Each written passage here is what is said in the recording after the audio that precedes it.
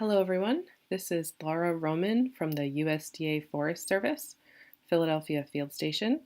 My research addresses the temporal dynamics of urban forest systems, which is to say how urban forests change over time. And this includes field-based monitoring of tree mortality and growth. Tree mortality is what I'll be talking about today. And I also study long-term tree cover change using aerial photography and do work in citizen science. But the focus of today is tree mortality. This can be a sort of depressing or morbid topic. When I was getting started in this research during graduate school, I got to know Greg McPherson, who's now retired from the Forest Service. He used to call me Dr. Death because of my obsession with tree mortality. And so yes, this topic can be depressing, but in studying it, our goal is really to understand how to give trees the best chance of surviving. And this is important in a lot of our programs in urban tree planting because the expectation of future ecosystem services is part of the justification for many of those programs. This is a sign, for instance, attached to a tree in the Chicago area saying that this tree will give back a certain amount of dollar value benefits in terms of ecosystem services or environmental benefits over the next 15 years. But what if that tree doesn't survive? Or what if out of 100 trees planted, only half of them make it to a certain point in time, maybe 5 or 10 years after planting? And you could go through similar reasoning whether a planting program does 100, 1,000, or even 1,000,000 trees. And so one of the reasons to study tree mortality is that these assumptions about mortality rates affect the projected benefits of our planting programs. And also from a much more practical management point of view, if we can anticipate the rates of tree death, we can plan ahead for cycles of removal and replacement. And also, if we can analyze the factors that are associated with tree mortality, then we can identify trees that are most at risk and target our program improvements there. And also, if we can identify which planting programs have the absolute best survival, we can figure out what makes them tick and try to emulate their program characteristics. A lot of what I'm talking about here is really urban tree demography. Demography is the statistical study of populations, so it's the same math that's used by actuaries when they're calculating life insurance policies, and the same kind of concepts and analyses that are used by conservation biologists to figure out species extinction risks.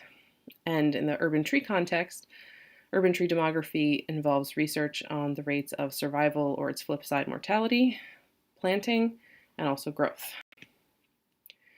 And so the main thing I'm talking about today is a literature review on urban tree mortality. This was sponsored by the ISA and their Science and Research Committee. And so the goals of this lit review were to summarize the reported mortality and survival rates in published studies, determine what rates are typical, and then to identify different factors that had been associated with mortality. We found 56 studies. The earliest one that we could find was in 1979, and we went up through 2017 and did this analysis in 2018.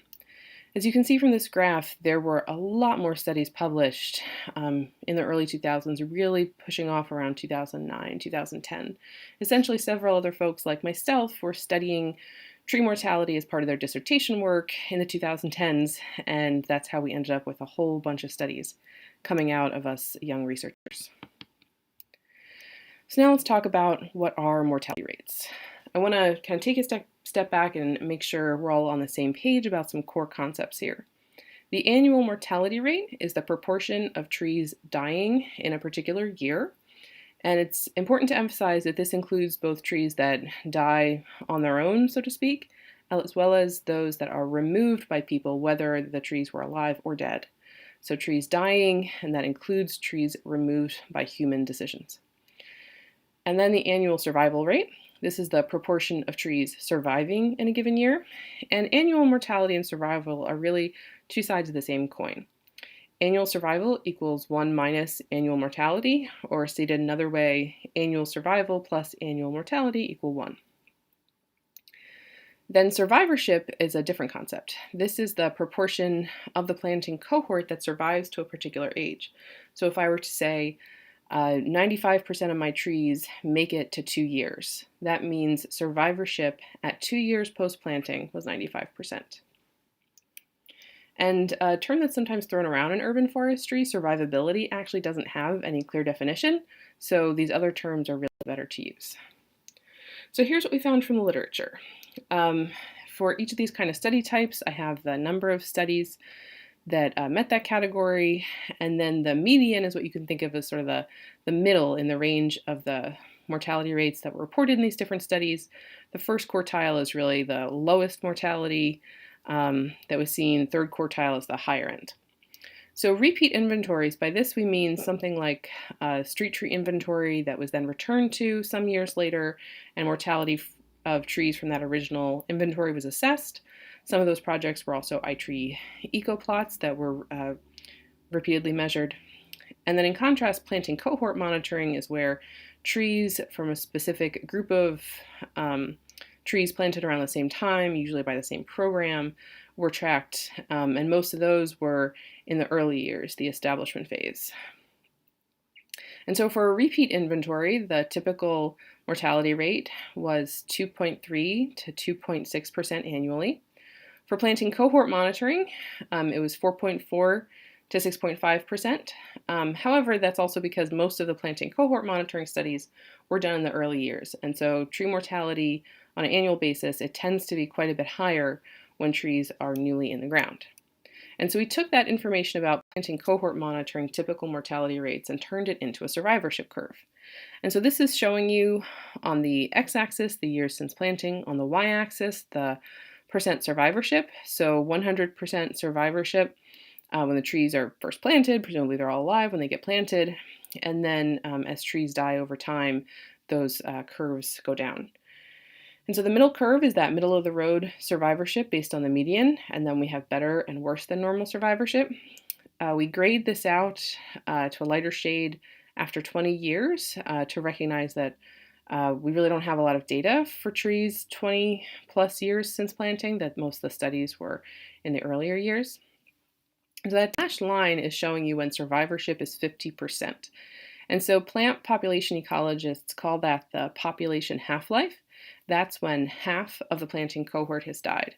So for a typical urban tree planting program, based on this literature review, half of the trees will be dead, half will be still surviving at 13 to 18 years post-planting. In the better case scenario, this better than normal survivorship, it's over 30 years, the population half-life. And for the worse than normal survivorship situation, it's 7 to 10 years population half-life. Now, some of you may have heard this idea that for street trees, the average life expectancy is 7 years. I could give a whole different presentation about why that's more myth than reality. The reality is, again, for a typical urban tree planting program, about half the trees will be dead somewhere around 13 to 18 years after planting. And that's just as true for street trees as it is for yard trees.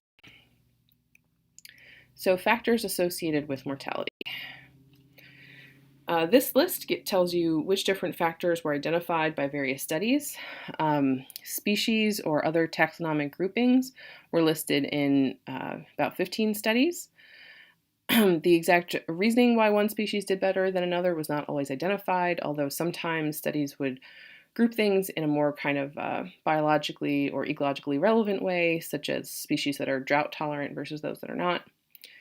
And then tree size and age. As I already mentioned, when trees are younger, more newly planted, they tend to have higher mortality rates. And so as trees get larger and bigger, mortality tends to decline in general. And then site characteristics, so that included things like the nearby land use. And then for human-related factors, the most frequently mentioned factor was the stewardship or maintenance, or in some cases vandalism. And then socioeconomic characteristics. Although the association here with mortality is very mixed, trees sometimes seem to do worse in terms of mortality in lower socioeconomic status neighborhoods, although that wasn't always the case. And so as we think about urban tree mortality, it's important to reflect on how trees die in more natural forest settings. So you can imagine a national park or a state park or even a natural forest fragment in an urban area. that tree will undergo over sometimes many decades this mortality spiral. Perhaps the tree was already in a sort of less than ideal location in terms of competition. It may have been shaded by other older trees. It might get released from that and asserts dominance if, for instance, one of the older trees gets defoliated and more light starts coming through. The tree might succumb to different forms of defoliation, different insect pests, and it might finally succumb after it's been weakened and had lower vigor from all of these things, from perhaps a fungus at the end of its life, or perhaps a windstorm. And this is all very different from a tree in an urban setting where human interventions at various points can help or harm the tree. And so the tree might have been planted in a stressful kind of planting site. The example we have here is a commercial planting site. It might have different forms of stress on the leaves or the twigs, but that might be ameliorated by expanding the planting pit. If the tree has some sort of fungal attack, that might be assisted by different intervention programs. But then finally, at the end, the tree might actually be removed before it has fully died by a risk assessor who decided that this tree, while still living, is unhealthy enough or not structurally sound enough to retain, that it poses a risk to people or to built structures. And so when we talk about mortality, we really want to think about three different forms. We have the trees that die in place. They end up standing dead from pests, diseases, extreme weather events like storms, perhaps droughts or flooding. And then we have the trees like the one that I just showed in that mortality spiral that die from preemptive health and safety removals. These are trees that were removed because of risk assessments or sometimes to contain the spread of pests or diseases. Sometimes trees are removed to quarantine because a new invasive pest has come in, or because the tree was already deemed to be unhealthy or declining, and best to remove it and then plant a newer, healthier one. Then we have other removals that people do that are completely unrelated to health and safety. So these might be removals of trees that are alive and doing quite well because of construction or human aesthetic preferences or vandalism, or perhaps perceived risk from residents or the general public that doesn't comport with the more professionally assessed risk from trained arborists. And so when we talk about mortality, we should really think about all these three different categories. We sometimes sort of as shorthand say that trees grow in these really stressful urban environments and focus on the sort of biophysical stresses of street trees and sidewalk settings. But actually, quite a lot of tree mortality can be attributed to human choice and things like construction. And so now I want to give a specific example of one of the studies we included in the literature review. This is work that I did when I was working on my dissertation in California. It's about the determinants of establishment survival for yard trees in the Sacramento area. So Sacramento, California is in Northern California. It's inland and it's extremely hot. The temperatures in the summertime are quite often between 90 to 100 degrees. It's a dry heat though, and so the trees absolutely need supplemental irrigation to survive in the summer. And because of all the heat, pretty much every structure there has air conditioning and keeps it cranked up real high in the summer.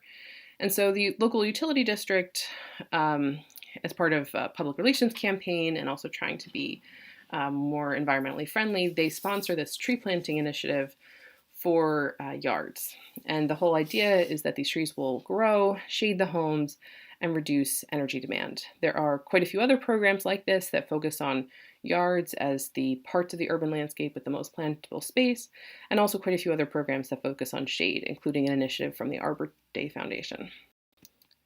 So here's a bit more about how that program works. Again, the program is funded by the local utility district, and then it's administered by the Sacramento Tree Foundation, who have community foresters that meet with residents and discuss what species to plant and where to plant it, and give them educational materials about how to care for trees and so on. And then the residents themselves do the planting.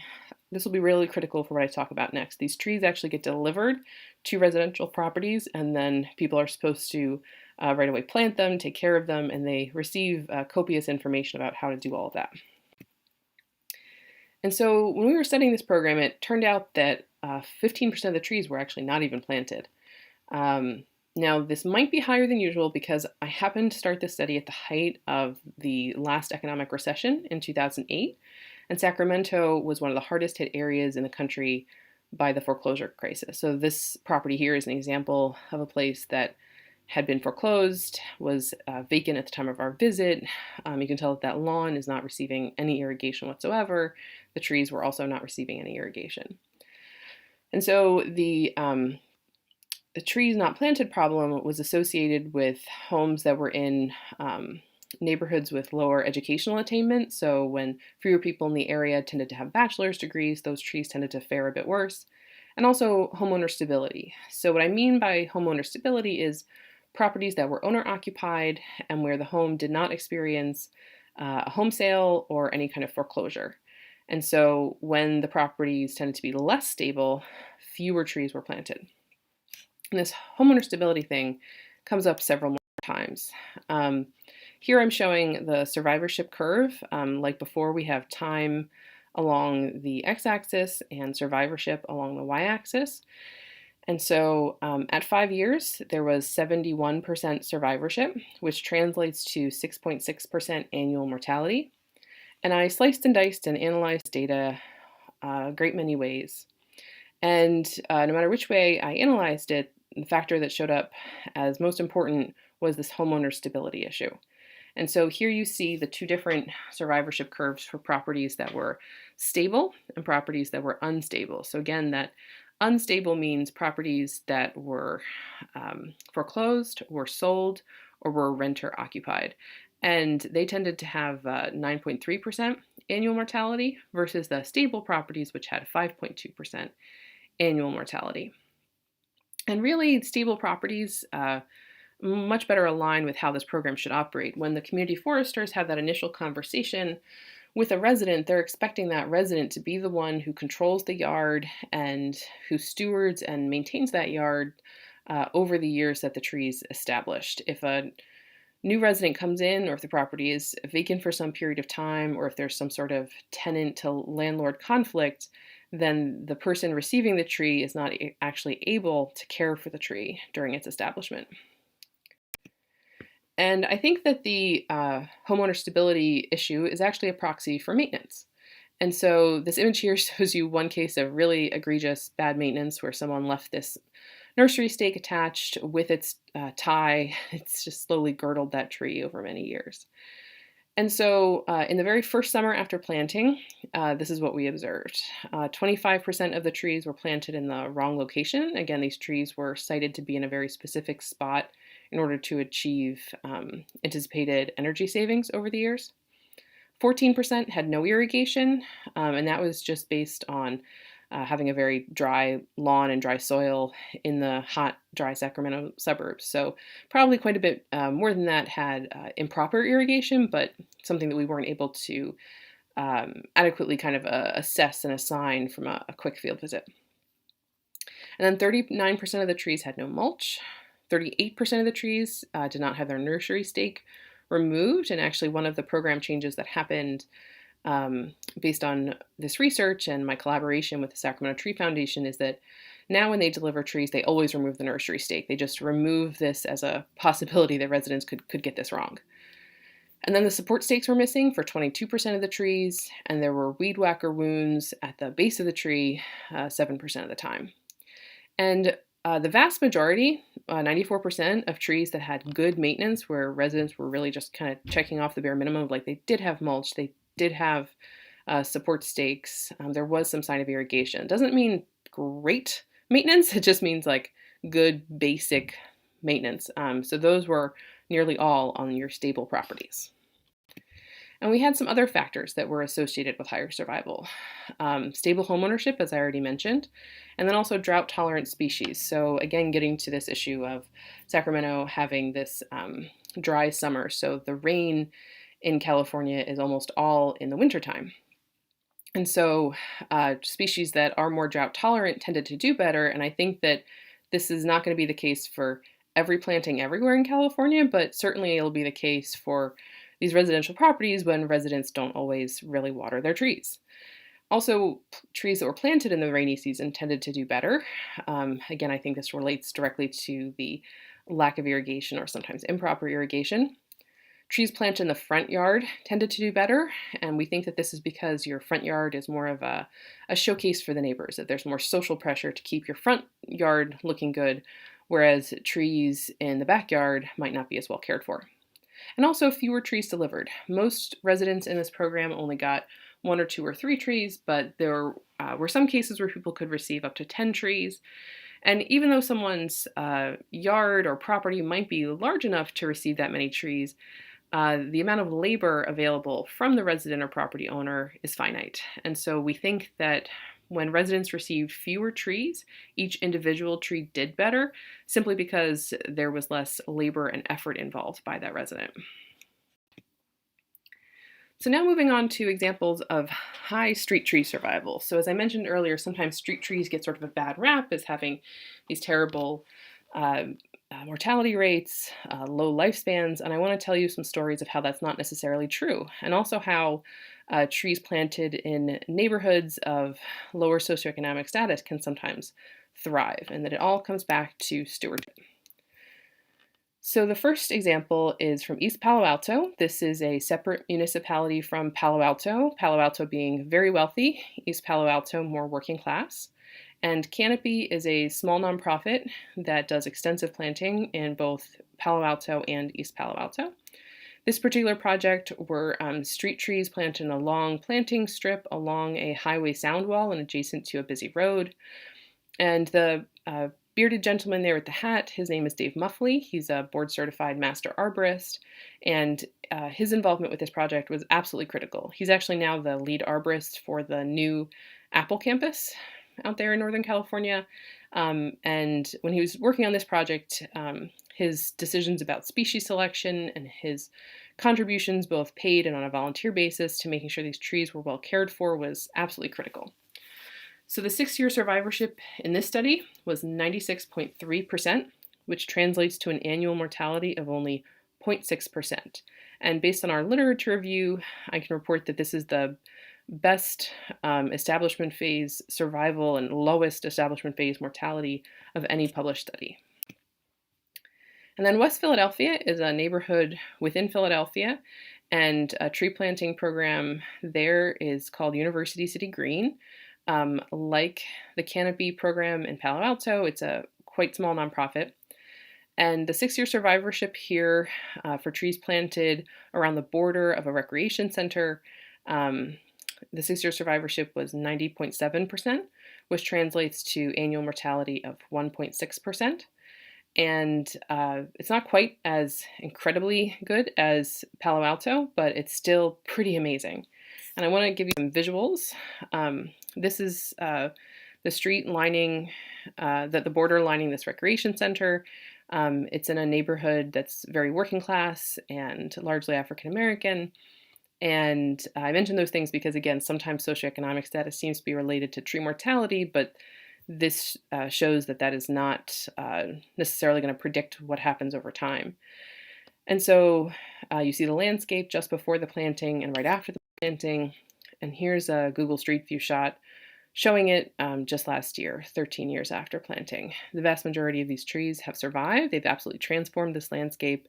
They provided shade to all the neighbors and pedestrians in this rec center.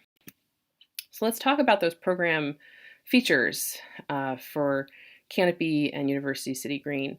So they're both tiny nonprofits, only 2 to 3 staff, and yet they were able to really accomplish what sometimes even larger organizations could not, and I think there are several reasons. One is that these trees were concentrated in a small geographic area, so that made taking care of them logistically easier. Not easy by any means. I don't want to make light of the amazing staff and volunteer labor that went into taking care of these trees, but I think certainly quite a bit simpler than a program where trees are planted in along streets or in yards or in parks all over the whole city. Just the transportation logistics involved can be quite challenging in those settings. Also, both had paid youth intern programs, and this was absolutely critical. In both instances, the youth internship programs were paid by private foundation dollars that supported green jobs for youth. And then there were closely supervised planting techniques by tree and landscape professionals. consistent and frequent maintenance, and dedicated staff and neighbors, including very strong nonprofit boards with both programs. And actually, in the publication that I did, I have a nice little table summarizing the amount of person hours that went into taking care of these trees. And so if any of you have programs where you're thinking, I'd like to find a way to hire teen summer staff, that information can help you, calculate what you might need. So some conclusions from this research. First, there's a need for realistic mortality projections. Sometimes there can be too much optimism that's not really based in reality when we plant hundreds or thousands or millions of trees and we expect most of them to last long enough to provide environmental benefits and social benefits. And again, that might not be based in reality. On the other hand, when we talk about urban trees do so terribly or street trees have these terribly low life expectancies, that's not necessarily based in reality either. I think that we don't want to have overly pessimistic or overly optimistic expectations for our planting programs. We should really ground our projections in realism and past data. And then it's important to recognize that tree planting and mortality are part of population cycles in these human-controlled systems. And our literature review findings reflect typical annual mortality rates that can be used to, if you have, similar data for your programs, you've collected in-house, you can say, okay, are we in that middle of the road range, or are we higher than normal, lower than normal? And then also, it's critical to recognize that tree mortality includes both the trees that die in place and those that humans remove while they're still alive. That, again, these are human-controlled tree systems. And last but not least, the importance of stewardship for young trees. Because so many of the published studies have been about planting programs and about the establishment phase, we really see this huge influence of proper tree care and maintenance. But there is quite a bit missing actually from the literature. I think that there's great potential for some alternative study approaches. So for instance, mining administrative records about tree removal or seeing which trees are removed by development. There's the possibility for interviewing decision makers, including arborists and residents, about their decisions, whether it's about how they're caring for young trees or how they're choosing to remove trees. And also, I think there'd be great potential for comparing tree ordinance impacts. So when ordinances restrict private landowners from removing trees, for instance, how is that impacting tree mortality? There are also some factors that are clearly related to long-term tree health and thereby mortality that were missing from the literature. That includes soils. So there's been a lot of work on urban soils, but not really connecting soils to mortality specifically. And then also a management response to extreme events. And what I mean by that is not just the trees that die in a storm, but trees that might be removed kind of the season following a storm because the utility company and the residents are now very nervous about the possible damage from trees in future storms. I think that that could be something to investigate through, say, interviews with decision makers. And then I think there's a lot of opportunity to understand resident tree care better. If we have to rely on residents to take care of the trees that are on their properties or adjacent to their properties, then we can try different ways of communicating with folks and doing outreach with folks in ways that would help them better understand how to take care of their trees and just kind of nudge them in the right direction to do that maintenance more regularly. And last but not least, I think research practice partnerships are critical to all of this. My work generally involves deep collaborations with local nonprofits and municipalities to help understand how their programs work and what can be done better. And I think that that kind of an approach is really critical to make sure that all of this work on tree mortality and related topics isn't just sitting on a shelf in the academic literature, but actually getting out to arborists and urban forest program managers and making sure it can make a difference in those initiatives. I have, of course, lots of collaborators and co-authors and partners to thank. They're listed here. And again, I want to express appreciation for the ISA Science and Research Committee for sponsoring the literature review. This slide is giving a whole bunch of links about resources that attendees today might want to pursue. This includes how to calculate mortality rates, a summary of our literature review in Arboriculture and Urban Forestry, and then a shorter summary in Arborist News.